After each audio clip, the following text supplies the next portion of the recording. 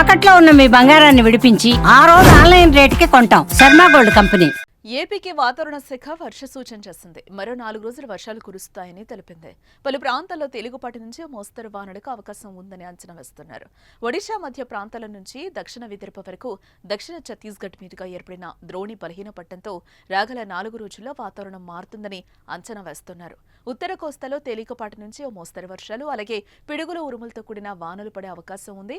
దక్షిణ కోస్తాలో తేలికపాటి నుంచి ఒక మోస్తరు వర్షాలు, ఉరుములతో కూడిన జల్లులు పలు జిల్లాల్లో కురిసే అవకాశం ఉంది. అలాగే రాయలసీమలో తేలికపాటి నుంచి ఒక మోస్తరు వానలు, ఉరుములతో కూడిన జల్లులు 1 లేదా 2 చోట్ల కురిసే అవకాశం ఉందని వాతావరణ శాఖ అంచనా వేసింది. పిడుగులతో పాటు గంటకు 30 నుంచి 50 కిలోమీటర్ల వేగంతో ఈదురుగాలులు వీస్తాయని పేర్కొంది.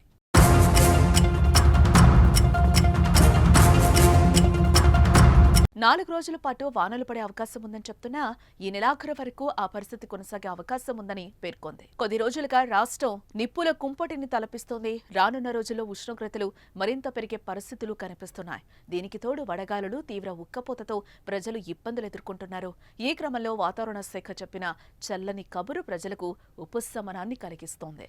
ఇప్పటికే శుక్రవారం నుంచి వడగాలులు తగ్గుముఖం పట్టాయి.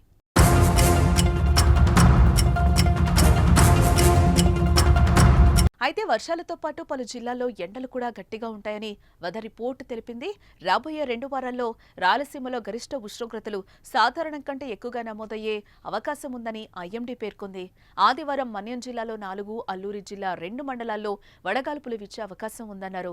శుక్రవారం నంద్యాల జిల్లా చాగలమరిలో 40°C, కర్నూలు జిల్లా కోస్గిలో 40.60°C, అనకాపల్లి జిల్లా నాతవరంలో 40.2°C, వైఎస్ఆర్ జిల్లా ఒంటిమిట్ట, అన్నమయ్య జిల్లా గాదెల్లో 40.1°C అధిక ఉష్ణోగ్రతలు నమోదయ్యాయి.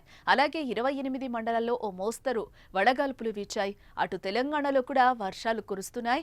ఈ నెల 23వ తేదీ వరకు వర్షాలు పడే అవకాశం ఉంది. శుక్రవారం కురిసిన భారీ వర్షాలకు రైతులు తీవ్ర ఇబ్బందులకు గురయ్యారు.